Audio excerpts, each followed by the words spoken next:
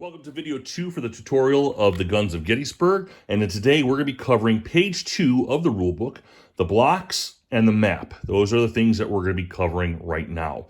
So the first thing we're going to talk about are the blocks. Now, we're not getting into in-depth as far as movement or anything like that. We're just going to cover what these blocks are and what these gray ones mean and how this works. In the Guns of Gettysburg, there are 3 Slocum infantry divisions. They're full-colored flags here from the states that they're from, which represents that these are full-strength blocks. They have 2 strength. That's what those flags represent. In order to attack, these blocks have to have a strength of 2. A strength of 1 can defend, but they cannot attack.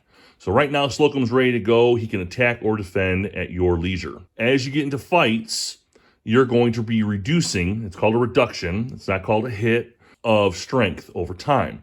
Now, some divisions come with a double flag grayed out. Some come with a single. Some only come with singles, like sickles over here. Okay, it just depends on the particular division and command. Confederates happen to have more doubles, but they have smaller core divisions. So there's a little bit of a give and take as far as advantages. If Slocum has one of his blocks take a hit, the way this works is very simple. These gray bars will come into play. Now, as these are your blocks, you get to decide which 2 of these blocks you want to take when you're dealing out damage. So you might take 2 of the singles, you might take the 1 double and a single, and what you'll do is, without your opponent knowing, you're going to hide the blocks behind your back or whatever, and you'll show him the name, and he has to pick one, but you don't want to show him the strengths. And once he picks the strengths, that'll be the block that replaces whichever block took the damage, So in this instance, he picked a single, so I would replace Slocum's division on the map, one of his divisions, with one of those. Now you have a reduced unit. He can no longer attack, at least not this particular block, but the other ones can still, and he's been reduced significantly. Now, if that gets reduced any further, then it's destroyed. And then you would take it off the map, and then Slocum's down to 2 more divisions. Very, very simple, very, very easy.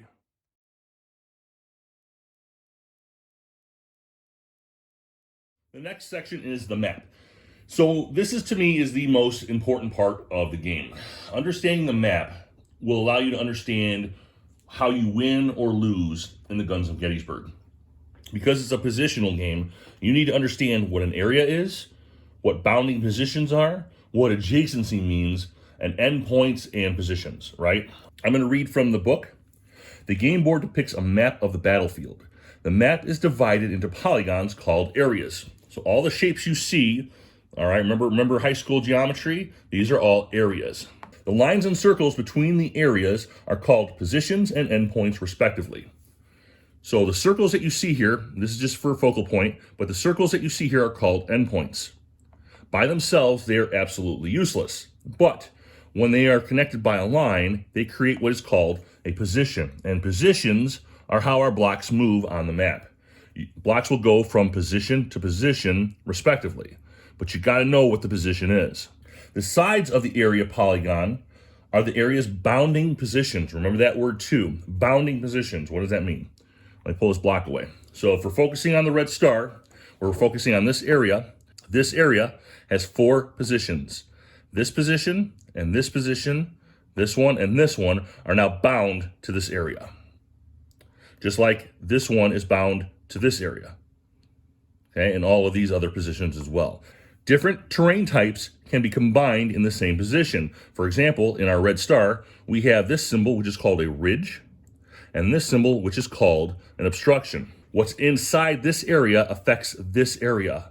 It doesn't matter what these 3 ridges do. They're on the outside, so that it means nothing to this area. Same thing with this ridge here. This ridge here affects this area. It has nothing to do with that area. If a block sits inside an area, then this position is an occupied position. If it's your enemy, then it's called an enemy occupied position because the block is inside the area. But just to clarify, the block being inside this area means that this is the block's rear. Since it's up to the line on this one, this is its front. We'll get into that later, but I just want to make sure that we understand what we're seeing here. Now let's talk about terrain. There are several types of terrain, and this is important. The first thing we're going to talk about is open terrain. Now we're going to go and stay right in this position that we're talking about right here. There are 4 positions, which means there are 4 types of terrain. Inside this area, this is in open terrain. On the other side is open terrain as well. This is open as well on this area, and same thing over here. However, on the inside of this area, we have something called a ridge. Open terrain has no effects on you, but the ridges can affect fields of fire. The defender gets bonuses from these if he's sitting on them. For example, if he's in this area and his field of fire is forward or his front is here, that ridge will affect him later. Those triangles next to the obstruction symbol are steep slopes. I don't know if you can see that in this area. It's a little hard to see, but you see the triangle outline right here. Forget the obstruction. They just happen to share the same area. Steep slopes, attacks up a steep slope are penalized by 1 point in close combat. So this is bad. So attacking into this area will give you a -1 point later on. Nothing to remember right now, but something to keep in mind. Going up against steep slopes are bad. If we put this block here to show, all right, this block gets to enjoy the safety of a steep slope should another enemy unit come up here and try to attack him. Since we're here, we're going to talk about obstructed symbols. You can see one here. You can see a couple of them over here. There's a double obstructed symbol as well. Obstructed, this terrain limits field of fire. It slows movement if a position is obstructed on both sides. It penalizes the attacker by 1 point in close combat. So obstructed terrain will affect your field of fire and your ability to fire artillery onto a position. If it has a double obstructed symbol, it's going to hurt your ability to fight in close combat. Whether it's 1 symbol or 2 symbols, though, it's going to affect your field or your ability to move. It's going to affect your ability to move. This brown line represents a road.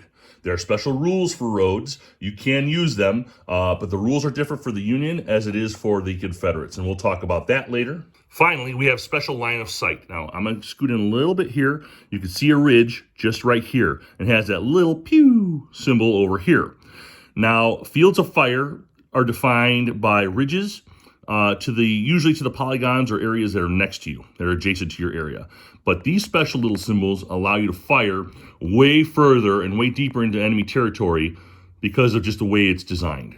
Okay, it might be a fortified position or an elevated position, but this allows you to fire not just into this area, but all the way over here. Now, you may not understand what this means, but I can guarantee you that's a pretty decent position to have.